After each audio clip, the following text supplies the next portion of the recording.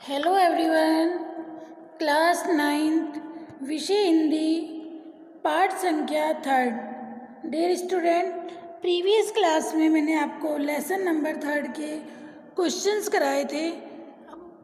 कुछ क्वेश्चंस रह गए, आगे के क्वेश्चन देखिए बेटा। क्वेश्चन नंबर 9 है आपका, एकांकी के आधार पर।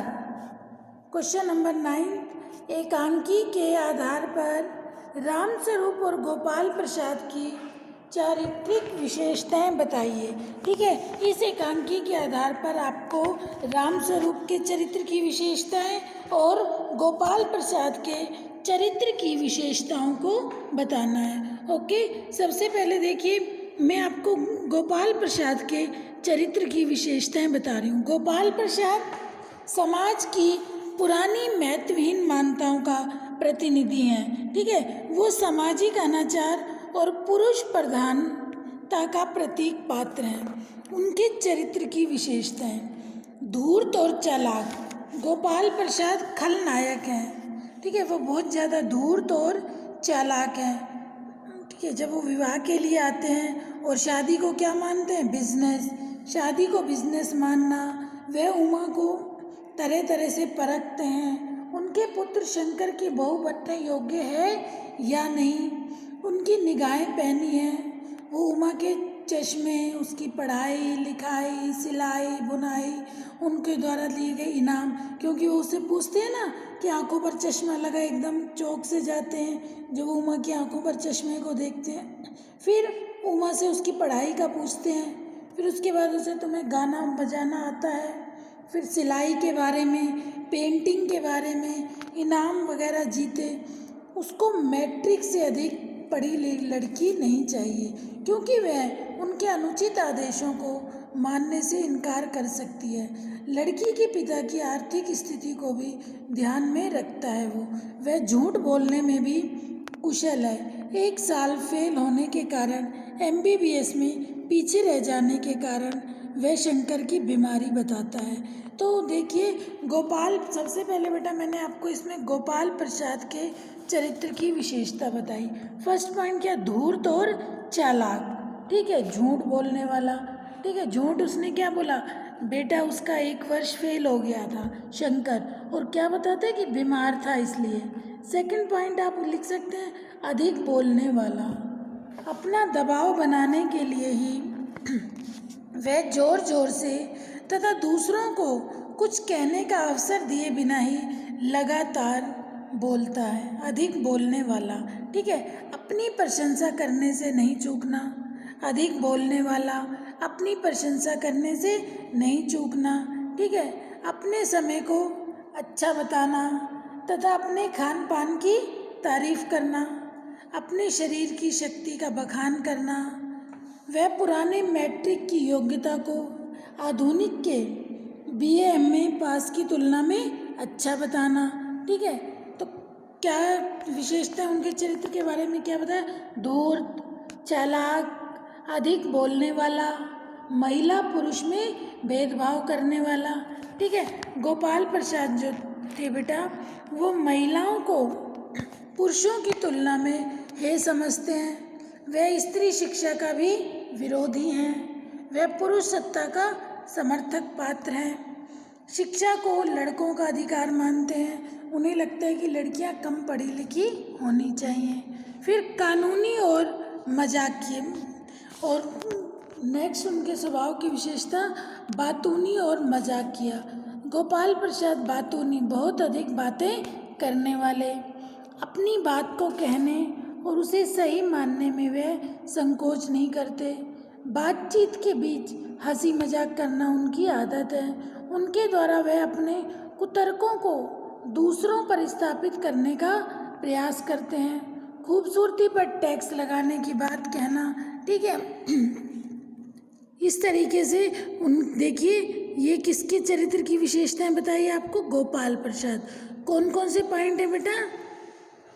धूर्त, चालाक, बातूनी, मजाकिया, अधिक बोलने वाला, महिला पुरुषों में भेद करने वाला। ओके, अब है रामस्वरूप की चरित्र की विशेषताएं। रामस्वरूप कौन था? रामस्वरूप इस एकांकी में उमा के पिता हैं, एक एकांकी के सहायक पात्र। वह आरंभ से शुरू से अंत तक हमारे सामने रहते हैं और कथानक को आगे बढ़ाते हैं। उनके चरित्र की प्रमुख विशेषता है, उमा का जो रोल है इसका एकांकी में वो थोड़ी ही देर का है, ठीक है, लेकिन फिर भी इस एकांकी की जो मुख्य पात्र है वो उमा ही है, ठीक है। अब रामस्वरूप जो है बेटा वो इस कहानी के सहायक पात्र हैं, शुरू से लेके, ठीक है, एंड तक, ठीक है, शुरू से लेके आखिरी तक वो हमारे अंत तक हमारे साथ रहते हैं और कथानक को आगे बढ़ाते हैं। उनके चरित्र की प्रमुख विशेषताएं। कन्या का पिता रामस्वरूप का चरित्र भारतीय, देखिए रामस्वरूप जो थे बेटा उनका चरित्र भारतीय कन्या के पिता का चरित्र है। कन्या का पिता होने के नाते वह बाहरी दबावों और विपरीत परिस्थितियों से पीड़ित हैं। अपनी पुत्री के विवाह के लिए उनको गोपाल प्रसाद की अनुचित बातों को मानना पड़ता है और अपनी पुत्री की उच्च शिक्षा को छिपाना पड़ता है। वह एक कन्या के पिता की समस्त दुर्बलताएं उनमें हैं, परंतु यह उनकी विवशता है, ठीक है। कन्या का पिता तो देखिए जैसे गोपाल प्रसाद कम पढ़ी लिखी लड़की होनी चाहिए, तो एक कन्या के पिता को जैसा कि लगता है कि अच्छा लड़का है तो वो उसके लिए अपनी बेटी की उच्च शिक्षा को भी छिपाते हैं, ठीक है। नेक्स्ट, समयानुकूल उच्च विचार। रामस्वरूप समय के अनुरूप सोचना काम करना चाहते हैं। वे अपनी पुत्री को उच्च शिक्षा दिलाते हैं। वे पोंगापंथी का समर्थन नहीं करते। प्रेमा से उसका कहना, गुस्सा तो मुझे बहुत आता है उनके दकियानूसी ख्यालों पर क्या करूं, मजबूरी है, मतलब अपना है, वरना इन लड़कों और इनके बापों को तो ऐसी कोरी कोरी सुनाता। समयानुकूल उच्च विचार, समझौतावादी। रामस्वरूप अपनी संतान के हित के लिए अपने सिद्धांत छोड़कर समझौतावादी रुख अपनाते हैं, ठीक है। वे गोपाल प्रसाद की हर बात में हाँ हाँ करते हैं तथा अपनी बेटी से भी आशा करते हैं कि वे दिखावटी आचरण करे। वे प्रेमा से कहते हैं कि उमा से कह देना जरा करीने से आए। वे अपनी बेटी की उच्च शिक्षा को छिपाते हैं, ठीक है बेटा। क्या क्या इनके चरित्र की विशेषता है? कन्या का पिता, समयानुकूल उच्च विचार और समझौतावादी प्रवृत्ति वाले, ठीक है। अब एक क्वेश्चन नंबर सेकंड बेटा, नेक्स्ट सेकंड 10th क्वेश्चन है, इस एकांकी का क्या उद्देश्य है, लिखिए। इस एकांकी का लेखक का क्या उद्देश्य है? देखिए, रीढ़ की हड्डी एक व्यंग प्रधान सामाजिक एकांकी है। इसमें समाज के मध्यम वर्ग की लड़कियों के विवाह संबंधी समस्या का चित्रण है। लड़कियां माता पिता द्वारा तय किए गए विवाह को मूक रहकर, चुप रहकर स्वीकार कर लेती हैं। जो बात विवाह में बाधक होती है उनको छिपाया जाता है, झूठ बोला जाता है और दिखावा किया जाता है। वर पक्ष के सामने कन्या को बाजार में बिकने वाली वस्तु की तरह प्रस्तुत किया जाता है। लड़की दिखाने की यह प्रथा अत्यंत अपमानजनक व अमनोवैज्ञानिक है। इस अवसर पर कई बार लड़कियों को कठिन मानसिक विषाद से गुजरना पड़ता है। शंकर चरित्रहीन और सिद्धांत विहीन लड़का है।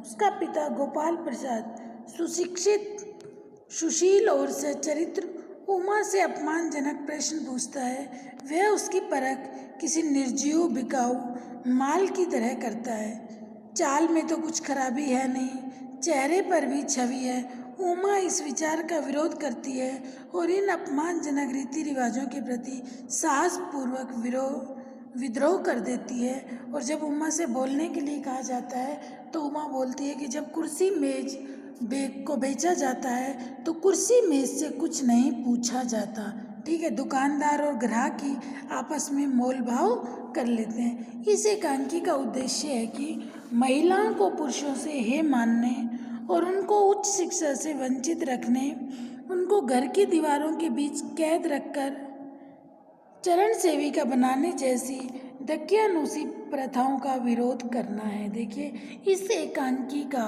प्रमुख उद्देश्य यही है कि महिलाओं को उच्च शिक्षा से वंचित रखना, उनको घर की चार दीवारी में कैद रखकर चरण सेविका बनाने जैसे दकियानूसी विचारों का विरोध करना। एकांकी संदेश देती है कि महिला पुरुष समान है। एकांकी के माध्यम से हमें यह संदेश मिलता है कि महिला और पुरुष दोनों समान हैं, ठीक है, उनमें भेदभाव करना अनुचित है। शिक्षित स्त्री समाज तथा परिवार का रत्न होती है। पुरानी बातों से चिपके रहना और अपने विवेक का प्रयोग किए बिना उनको मानना ठीक नहीं है। विवाह के लिए प्रस्तुत लड़कियों को भी अपनी पसंद नापसंद, विचार, दिल और इच्छा होती है। बेटा, इसमें यही कहा गया है कि लड़कियों का शोषण नहीं होना चाहिए, ठीक है। उमा के समान ही विद्रोह का मार्ग अपनाना चाहिए, तभी उनकी मुक्ति संभव है। उपयुक्त सभी संदेश देना ही इस एकांकी का उद्देश्य है कि सब महिलाओं को संदेश दिया गया है कि स्वयं साहसपूर्वक उठकर खड़े हुए बिना उनका उद्धार नहीं होगा, ठीक है। कुछ भी अगर गलत होता है तो उसका विद्रोह उन्हें करना ही चाहिए, ठीक है, जैसे उमा ने किया। यही इस एकांकी का क्या है, उद्देश्य है और यही संदेश। ओके बेटा, क्लियर हो गया। नेक्स्ट देखिए, नेक्स्ट क्वेश्चन।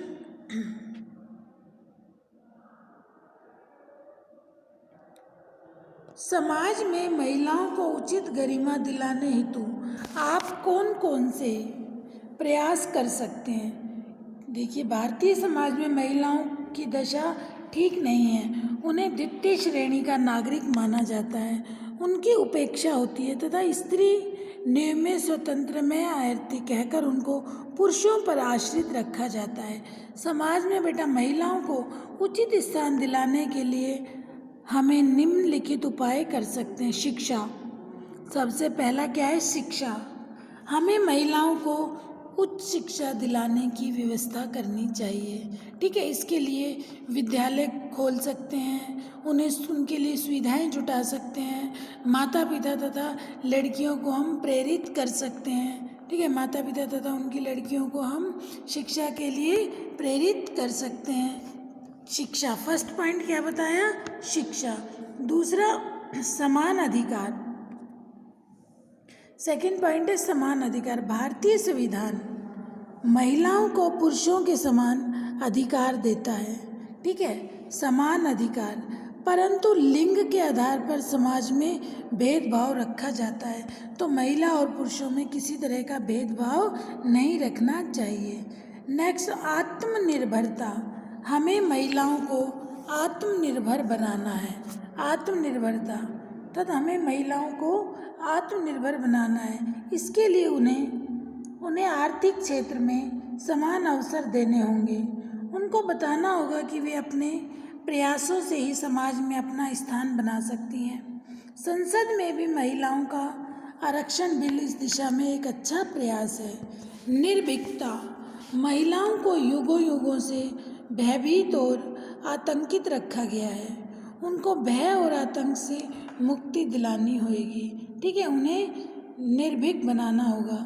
हमें इसके लिए महिलाओं को संगठित करना होगा, उनको कानून का ज्ञान कराना होगा और संकट के समय आत्मरक्षा के लिए जूडो कराटे जैसे उपाय सिखाने होंगे।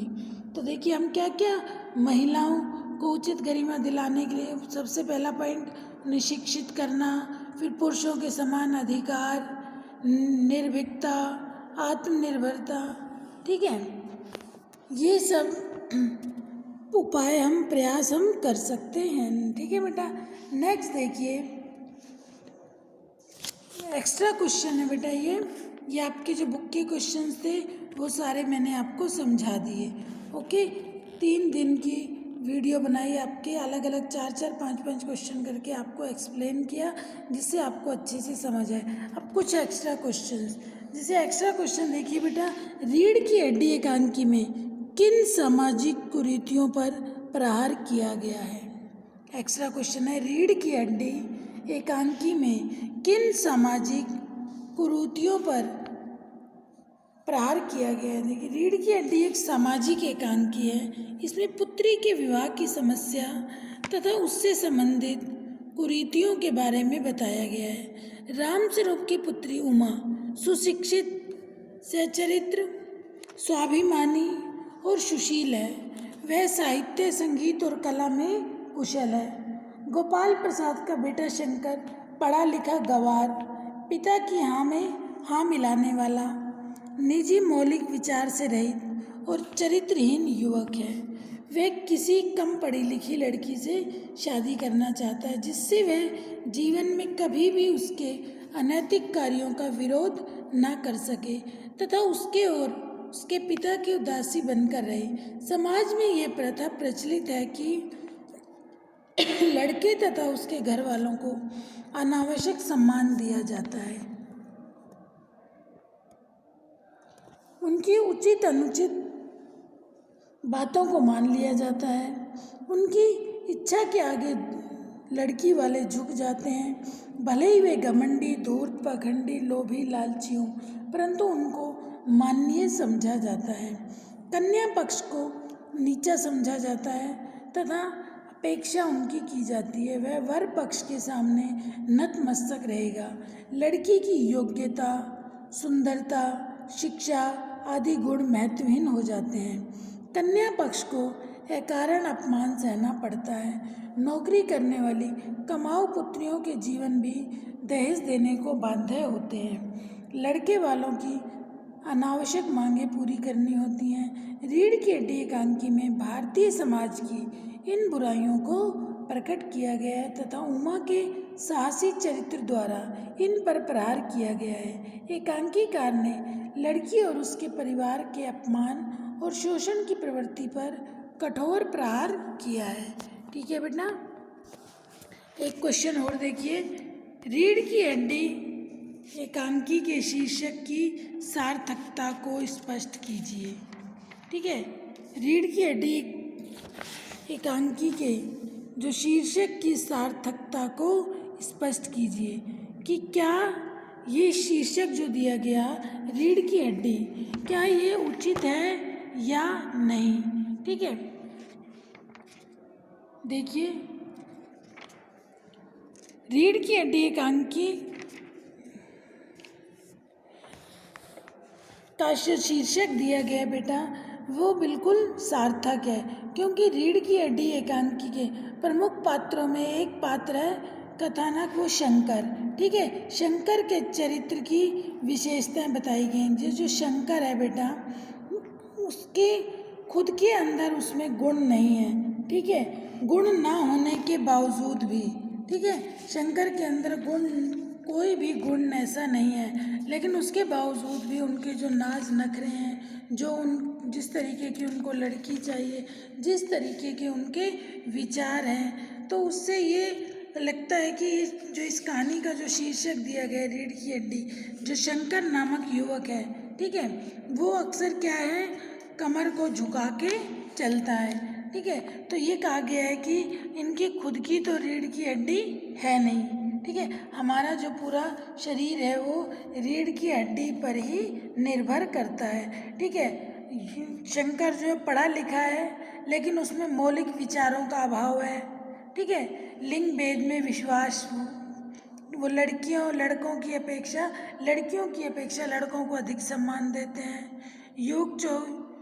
युवकोचित व्यक्तित्व का होना, शंकर युवक है परंतु उसका व्यक्तित्व युवकों जैसा नहीं है। वे पिछड़े विचारों वाला, नारी शिक्षा का विरोधी, पढ़ाई करने के स्थान पर लड़कियों के हॉस्टल के आसपास ताक झांक करने वाला, अपने दुराचरण के लिए पिटने और मार खाने वाला, शरीर से दुर्बल, झुकी हुई कमर वाला, उसकी रीढ़ की हड्डी नहीं है, वह तन मन दोनों से ही निर्बल है। इसलिए इस एकांकी का जो शीर्षक रखा गया है रीढ़ की हड्डी, वो बिल्कुल ही सार्थक है कि जो इस कहानी का पात्र है शंकर, ऐसा लगता है कि उसके खुद की तो जैसे रीढ़ की हड्डी है ही नहीं।